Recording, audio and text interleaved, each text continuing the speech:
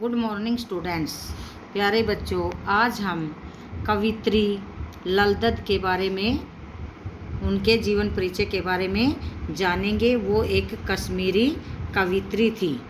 ये कश्मीरी भाषा की लोकप्रिय संत कवित्री ललदद का जन्म सन 1320 के लगभग कश्मीर स्थित पाम्पोर के सिमपुरा गांव में हुआ था।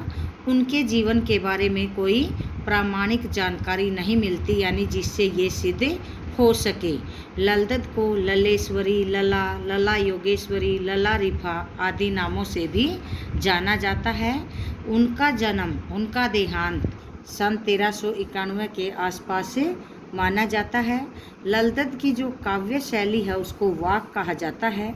जिस तरह हिंदी में कबीर के दोहे, मीरा के पद, तुलसी की चौपाई और रसखान के सवैये प्रसिद्ध हैं, उसी तरह ललदद के वाक भी प्रसिद्ध हैं। अपने वाकों के जरिए उन्होंने जाति और धर्म की संकीर्णताओं से ऊपर उठकर भक्ति के ऐसे रास्ते पर चलने का जोर दिया जिसका जुड़ाव जीवन से हो, और उन्होंने धार्मिक आडंबरों का विरोध किया और प्रेम को सबसे बड़ा मूल्य बताया।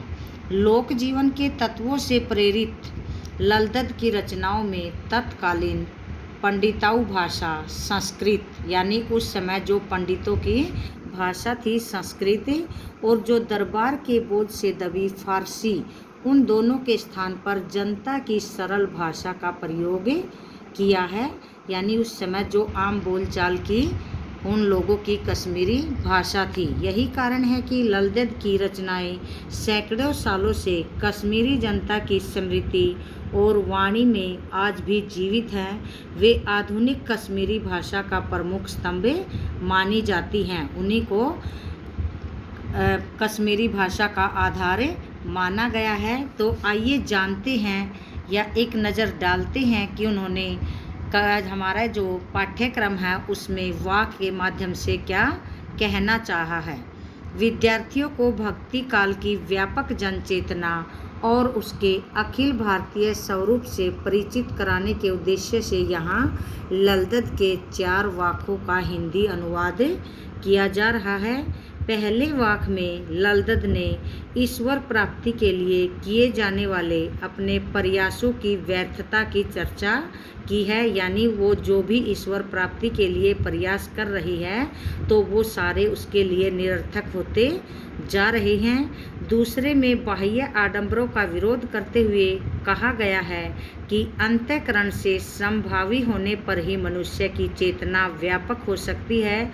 यानी जब तक मनुष्य इस संसार में समभाव नहीं अपनाएगा, समानता का भाव नहीं रखेगा, तब तक वह ईश्वर प्राप्ति नहीं कर सकता। दूसरे शब्दों में इस मायाजाल में कम से कम लिप्त होना चाहिए। तीसरे वाक में कवित्री के आत्मालोचन की अभिव्यक्ति है। वे अनुभव करती हैं कि भव सागर से पार जाने के लिए सद्कर्म ही सहायक होते हैं। यानी जो मनुष्य अपने जीवन में कर्म करता है जिस तरह के, वही उसको इस ईश्वर से मुक्ति दिलाते हैं। भेदभाव का विरोध और ईश्वर की सर्वव्यापकता का बोध चौथे वाक में है। ललदद ने आत्मज्ञान को ही सच्चा ज्ञान माना है और प्रस्तुत वाकों का अनुवाद मीरा कांत में किया गया है। आज के लिए इतना ही। धन्यवाद।